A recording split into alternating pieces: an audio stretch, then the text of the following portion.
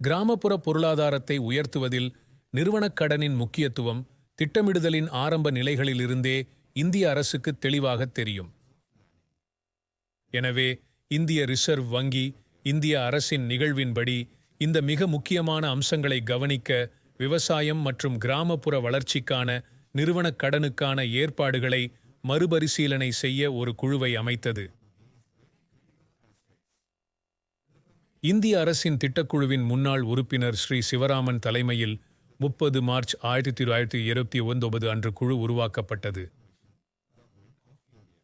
November 28, 1929 இல் சமர்ப்பிக்கப்பட்ட குழுவின் இடைக்கால அறிக்கை கிராமப்புற வளர்ச்சியுடன் தொடர்புடைய கடன் தொடர்பான பிரச்சினைகளுக்கு பிரிக்கப்படாத கவனம், வலிமையான திசை மற்றும் சுட்டி கவனம் ஆகியவற்றை வழங்குவதற்கான புதிய நிறுவன சாதனத்தின் அவசியத்தை கோடிட்டுக் காட்டியது.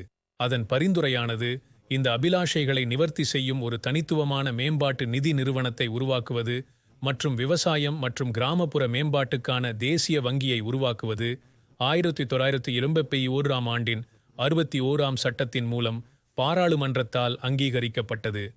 ரிசர்வ் வங்கியின் விவசாய செயல்பாடுகள் மற்றும் விவசாய மறுநிதி மற்றும் மேம்பாட்டுக் கழகத்தின் மறுநிதி அளிப்பு செயல்பாடுகளை மாற்றுவதன் மூலம் 12 ஜூலை 1982 இல் நியூபர்ட் நடைமுறைக்கு வந்தது.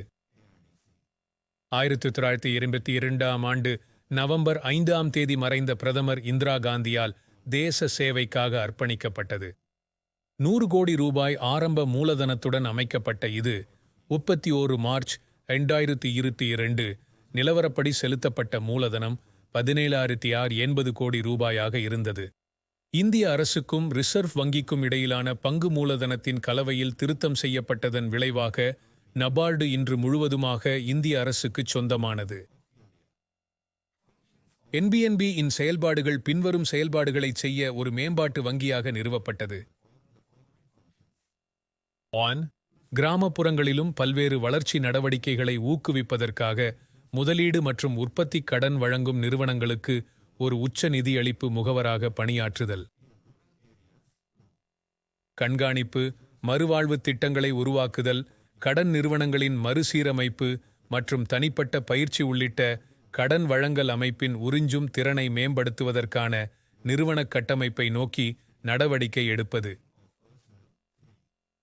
களளவில் வளர்ச்சிப் பணிகளில் ஈடுபட்டுள்ள அனைத்து நிறுவனங்களின் கிராமப்புற நிதிச் செயல்பாடுகளை ஒருங்கிணைத்து இந்திய அரசு, மாநில அரசு, ரிசர்வ் வங்கி மற்றும் கொள்கை உருவாக்கம் தொடர்பான தேசிய அளவிலான நிறுவனங்களுடன் தொடர்பு கொள்வது. மற்றும் 4. அதன் மூலம் மறுநிதியளிப்பு செய்யப்பட்ட திட்டங்களின் கண்காணிப்பு மற்றும் மதிப்பீடுகளை மேற்கொள்வது. 5. ஒருங்கிணைந்த ஊரக வளர்ச்சித் திட்டத்தின் கீழ் உருவாக்கப்பட்ட திட்டங்களுக்கு என்பிடி அதிக முன்னுரிமை அளிக்கிறது. 6. ஒருங்கிணைந்த ஊரக வளர்ச்சித் திட்டத்தால் நடத்தப்படும் திட்டங்களில் வறுமை ஒழிப்பிற்கான ஆதரவிற்கு அதிக பங்கை வழங்குவதற்காக ஐஆர்டிபி கணக்குகளுக்கு மறுநிதியளிப்பு ஏற்பாடு செய்கிறது. 7. நபார்டு தனது திட்டங்களின் கீழ்குழு நடவடிக்கைகளை மேம்படுத்துவதற்கான வழிகாட்டுதல்களை வழங்குகிறது மற்றும் அவற்றிற்கு 100% மறுநிதியளிப்பு ஆதரவை வழங்குகிறது. 8. இது கிராமப்புறங்களில் உள்ள ஏழைகள் மற்றும் ஏழைகளுக்காக தன்னார்வ நிறுவனங்களால் ஏற்பாடு செய்யப்பட்ட சுய உதவிக் குழுக்களுக்கு இடையேயான இணைப்புகளை அமைப்பதாகும். 9. தேசிய நீர்நிலை மேம்பாட்டுத் திட்டம் மற்றும் தரிசு நில மேம்பாட்டுக்கான தேசிய திட்டத்தின் கீழ் செயல்படுத்தப்படும் திட்டங்களுக்கு இது முழு அளவில் மறுநிதியளிக்கிறது. 10. இது மாவட்ட சார்ந்த கண்காணிப்பு ஐஎன்ஜி ஆய்வுகளின் அமைப்பைக் கொண்டுள்ளது. இதன் கீழ் ஒரு மாவட்டத்தில் பல்வேறு வங்கிகளுக்கு அவற்றின் செயல்திறனை கண்டறிவதற்கும் அவற்றை செயல்படுத்துவதில் உள்ள தடைகளை அடையாளம் காண்பதற்கும் திட்டங்களின் குறுக்கு பிரிவில் ஆய்வு நடத்தப்படுகிறது. அவற்றை சரிசெய்ய நடவடிக்கை. 11. ஏழை விவசாயிகளுக்கு கடன் மற்றும் மேம்பாட்டு நடவடிக்கைகளை வழங்கும் விகாஸ் வாஹினி தன்னார்வத் திட்டங்களையும் இது ஆதரிக்கிறது. 12. கிராமப்புற நிதியுதவி மற்றும் விவசாயிகளின் நலன்களின் வளர்ச்சியை அவ்வப்போது உறுதிப்படுத்த கூட்டுறவு வங்கிகள் மற்றும் ஆர்ஆர்பி-களை இது ஆய்வு செய்து மேற்பார்வை செய்கிறது. 13.